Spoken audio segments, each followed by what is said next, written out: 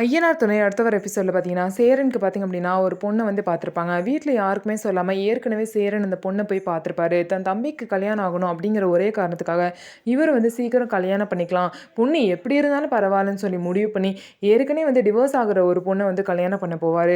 அந்த பொண்ணு வீட்டிலேருந்து வீட்டை வந்து பார்த்துட்டு ஓகே சொல்லியிருப்பாங்க. அப்புறம் வந்து நிச்சயம் பண்ணிக்கலான்னு பேசியிருப்பாங்க. அதனால மாப்பிள்ளை வீட்டிலேருந்து எல்லாரும் கிளம்பி பொண்ணு வீட்டுக்கு போவாங்க. அங்கே போய் பார்த்தா, பொண்ணு பார்த்தீங்க அப்படின்னா, ரெடி ஆகாமல் வந்து நிற்பாங்க. என்னங்க நிச்சயம்னு சொல்லிட்டு நீங்க பாட்டுக்கு ரெடி ஆகாம வந்து நிக்கிறீங்க அப்படின்னு சொல்லிட்டு பையன் வீட்டில் கேட்பாங்க. அதுக்கு வந்து பொண்ணோட அம்மா வந்து சொல்லுவாங்க, உங்ககிட்ட ஜோசியர் எதுவுமே சொல்லலையா? இந்த மாதிரி இவளோட ஏற்கனவே உள்ள ஹஸ்பண்ட் வந்து இவகிட்ட சேர்ந்து வாழலாமா அப்படின்னு சொல்லிட்டு வந்து கேட்டாங்க.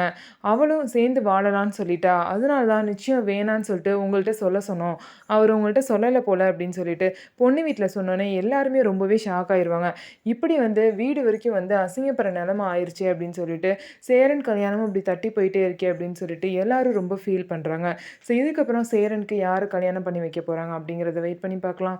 நம்ம வீடியோ உங்களுக்கு பிடிச்சிருந்தா நம்ம வீடியோவை லைக் பண்ணிக்கோங்க. மறக்காமல் நம்மளோட சேனலை சப்ஸ்கிரைப் பண்ணிவிட்டு பாருங்கள்.